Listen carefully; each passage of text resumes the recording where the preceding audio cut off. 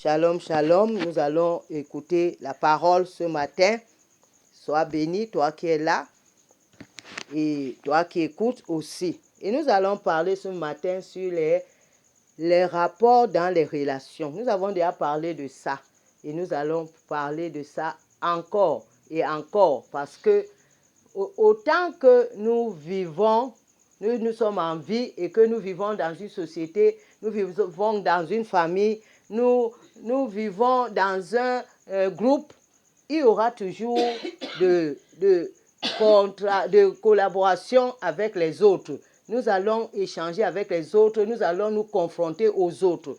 Voilà pourquoi il est bon de connaître ce que le Seigneur pense pour la relation, pour les rapports, pour ceux qui ont accepté la vie nouvelle en Jésus-Christ.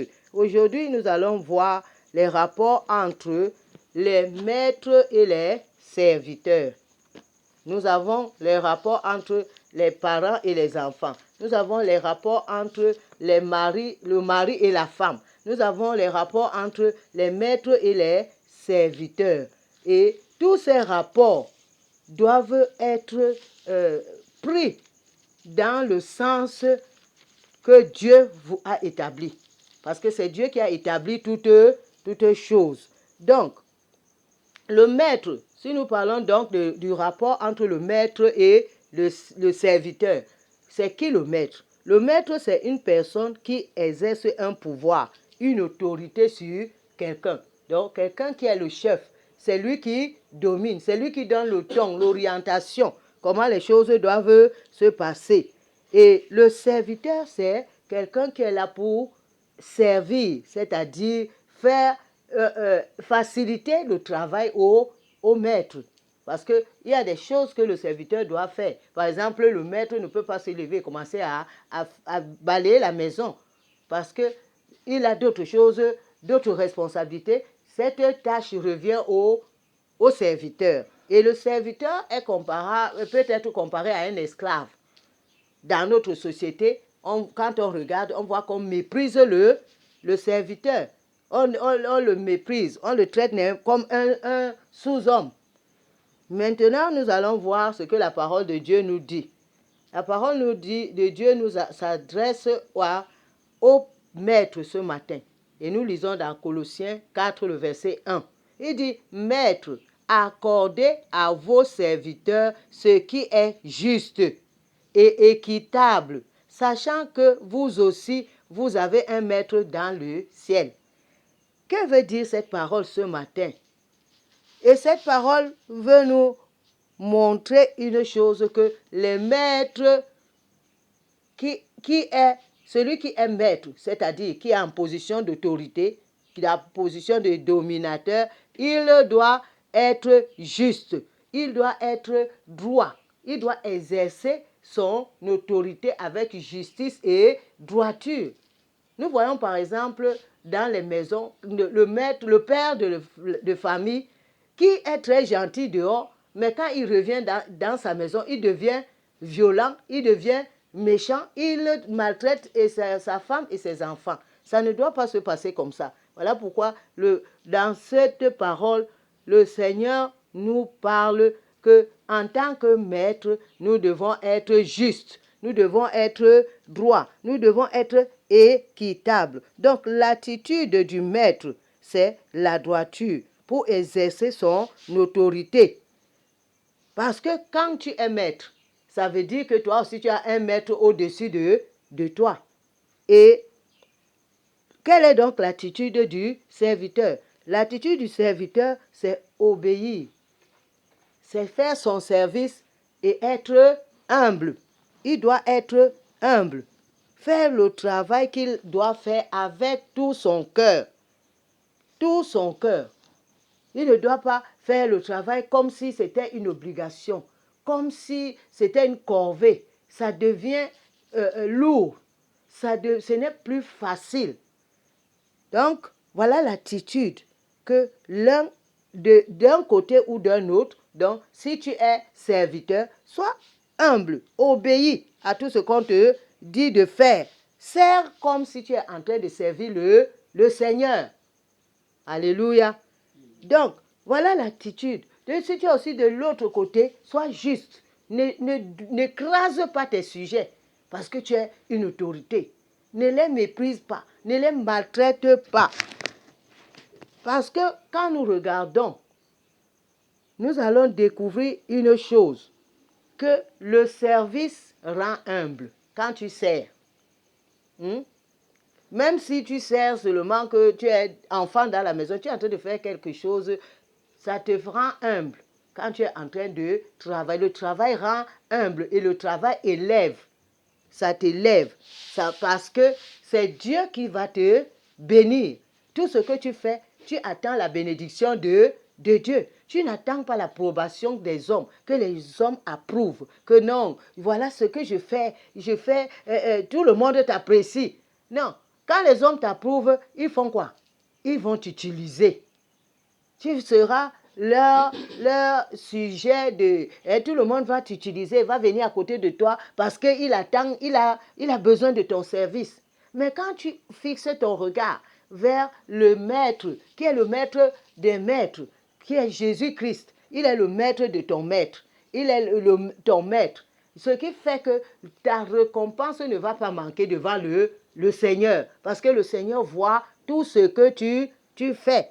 Donc, en tant que maître, le maître doit apprendre ceci, que Jésus-Christ est le maître, est aussi son maître. Donc, il doit aussi apprendre à se soumettre, à être humble dans sa position d'autorité qu'il a aujourd'hui. Parce que l'orgueil, lorsque on a une position élevée, on est orgueilleux. Ou bien on a une position que, bon, c'est moi qui ai l'argent, c'est moi qui fais tout. Ça fait que quoi? Tu commences à t'enorgueillir. Et la Bible dit que l'orgueil précède la chute. Donc, voilà pourquoi le maître doit apprendre à s'humilier par le service. Parce que le service va le rendre humble. Quand il est en train d'aider ses sujets à bien faire leur travail, Dieu va être content et il va encore l'élever. Mais quand il est un mauvais chef, une mauvaise autorité, Dieu va le rabaisser. Et quand Dieu va le rabaisser, il va élever qui? Il va élever son chef, son serviteur, autant pour moi. Donc nous devons comprendre que la parole de Dieu est là pour nous aider. Les rapports entre maître et serviteur doivent être des rapports de courtoisie. Il doit avoir la courtoisie, la gentillesse entre le maître et le serviteur. Et il doit avoir, les rapports doivent être simples. Donc, il faut avoir la communication. Il faut que le maître communique facilement avec son serviteur. Et il faut le respect. Il faut le respect. Toutes ces choses, c'est ça qui va apporter une bonne harmonie dans les rapports entre le maître et le serviteur. Et lorsque tu sers, tu dois espérer. Ne perds pas espoir, parce que c'est Dieu qui a établi ces choses. Nous voyons les 5 mains de la main. Nous voyons qu'ils n'ont pas la même taille. Donc, il y a les autres qui sont longs, il y a les autres qui sont courts. Tout ceci nous enseigne qu'une personne ne peut pas être pleine comme la bouteille. Donc, tu auras toujours besoin des autres qui sont à côté de toi, que ce soit ceux qui sont plus grands, que ce soit ceux qui sont plus inférieurs. Et nous avons vu l'exemple dans la parole de Dieu, dans le livre de Josué. On a vu que quand Moïse servait, il y avait Josué qui était son serviteur. Moïse était le serviteur de Dieu. Et Josué était le serviteur de Moïse. Quand le moment est venu que Dieu veut enlever le chef, il a élevé qui? Il a élevé Josué. C'est Josué qui est devenu le chef. Donc, quand tu es en train de servir, tu es en préparation dans la main de Dieu pour être un maître demain. Un responsable, une responsable demain. Une autorité demain. Donc, sers de tout ton cœur, comme si tu es en train de servir le Seigneur. Que ce soit le maître, que ce soit le serviteur. Voilà ce que le Seigneur a voulu nous encourager ce matin. Que nous ne prenions plus la vie. Ne tirons plus la vie comme si c'était un lourd fardeau. C'est facile de vivre dans toutes les positions ou les conditions où nous nous trouvons si nous acceptons ce qui nous arrive et nous demandons la force à Dieu de pouvoir facilement travailler et avancer ou bien affronter notre situation. Donc nous devons profiter de la vie que le Seigneur nous donne parce que le Seigneur est tout juste à côté de toi. Il t'aide à soulever tous tes fardeaux et avancer. Amen.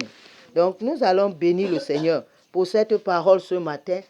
Quelle que soit ta position, demande au Seigneur de la capacité d'obéir et la capacité de servir pour être humble, pour que tu ne tombes pas dans l'orgueil. Prions au nom du Seigneur. Père, nous voulons te bénir ce matin pour cette parole que tu nous as donnée. Tu nous as parlé, Seigneur, des rapports dans la relation entre les maîtres et les serviteurs. Quelle que soit, Seigneur, notre position, Seigneur, ma prière ce matin, c'est que tu me donnes d'être toujours en train de servir, en train d'aider les autres pour que cela me donne d'être humble et que je puisse obéir. Seigneur, donne-moi un cœur pour servir comme si je te servais, comme si tu étais, c'est toi qui es là devant moi. Pendant que je suis en train de servir, je suis en train de me former pour que je puisse, Seigneur, accomplir ma destinée. Merci, Seigneur. Merci parce que tu le fais et reçois la gloire ce matin au nom de Jésus. À tous ceux qui ont écouté le message, sois bénis et que tu puisses partager ce message pour bénir d'autres personnes à côté de toi. Au nom de Jésus. Amen.